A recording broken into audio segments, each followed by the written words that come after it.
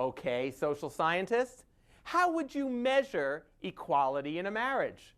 One variable. How much housework and childcare does the husband do?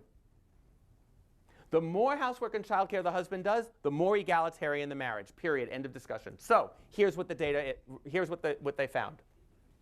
1, when men share housework and childcare, their kids do better in school. That's right.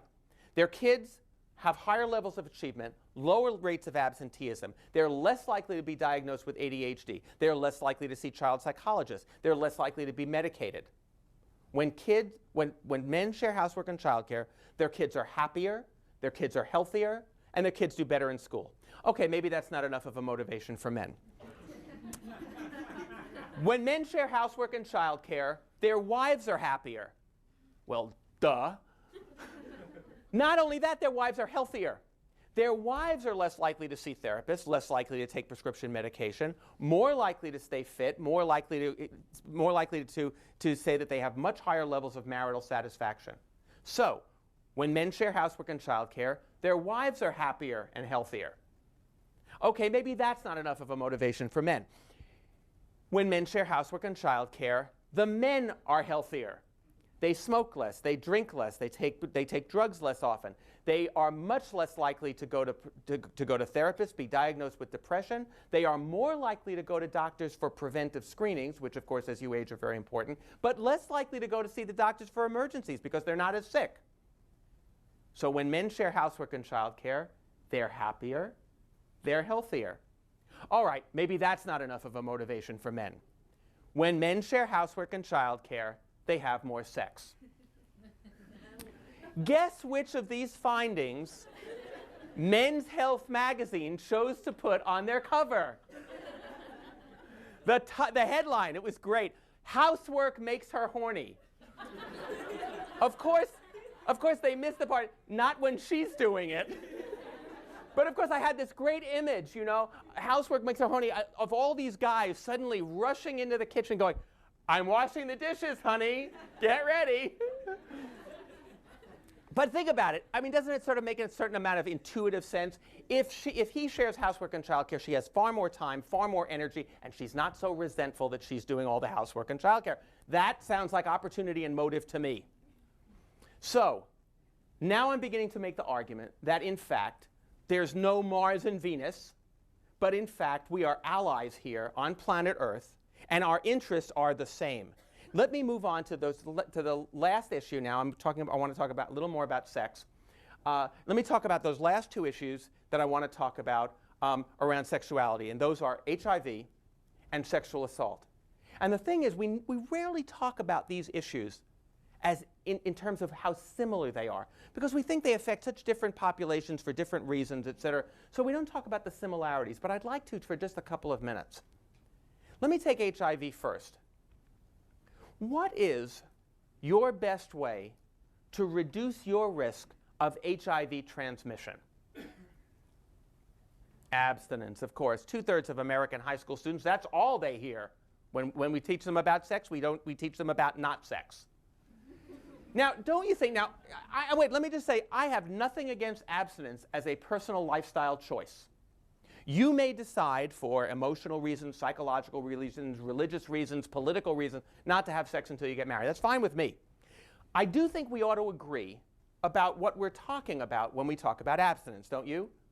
So, for example, might surprise you to know that 25% of virginity pledgers in colleges and universities in the United States, 25% believe that oral sex does not violate their abstinence pledge. 10% believe that anal sex doesn't violate their abstinence pledge. On the other hand, 10% believe that kissing with tongues does violate their abstinence pledge. Obviously not the same 10% that are having the anal sex, but so, I mean, we really need to talk about what we are talking about what might abstinence be. Now, but let me just say, now, abstinence is one discourse that we can use to talk about reducing a risk of HIV. And of course, it is a fairly good way to reduce some risk of HIV transmission, but not all, obviously. But we also have another, but for college students, it's exactly wrong. And it's not wrong for some blue state, red state reasons, not political, not ideological, simple demography. Has to do with the onset of fertility, rates of first intercourse, age of marriage.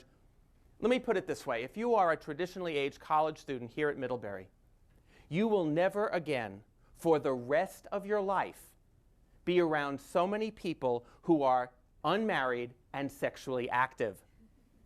This is where those two trends converge. Prior to college, not as many people are sexually active. After college, they start getting married.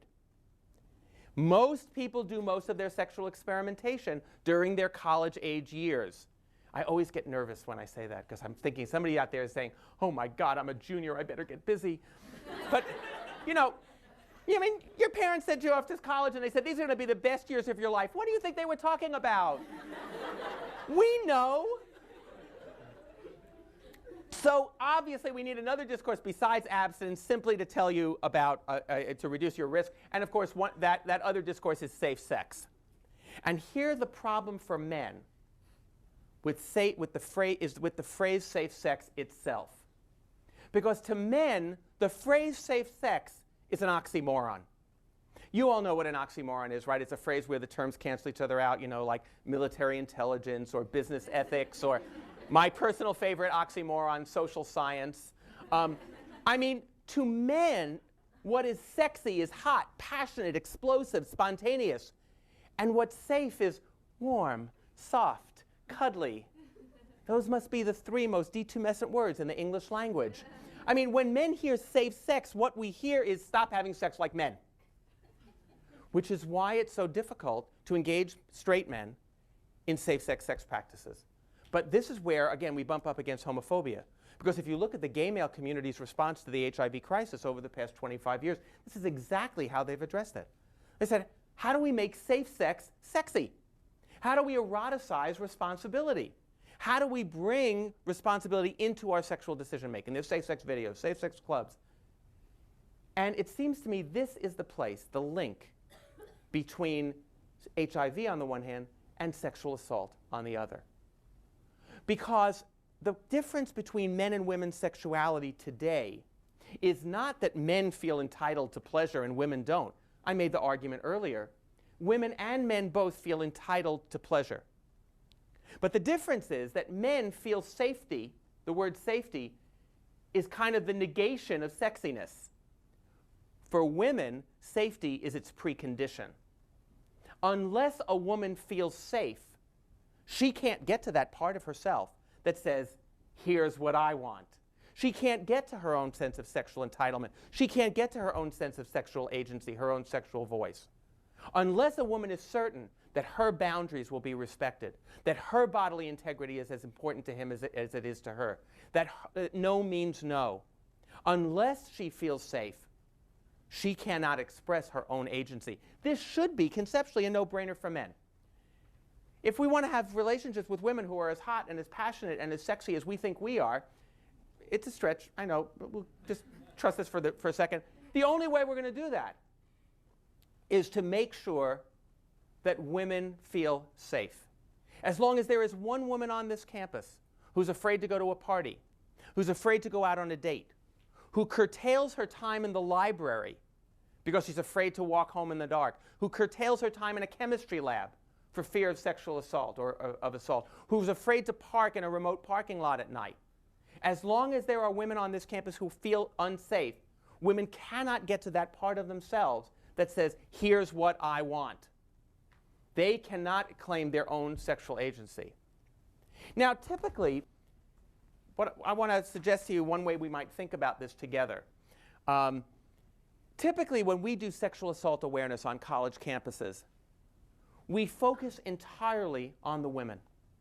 Now, I don't know how you do it here at Middlebury particularly, but I must say that at most college campuses, what we do is we do a workshop with the women, and we say, here's how you reduce your risk of sexual assault.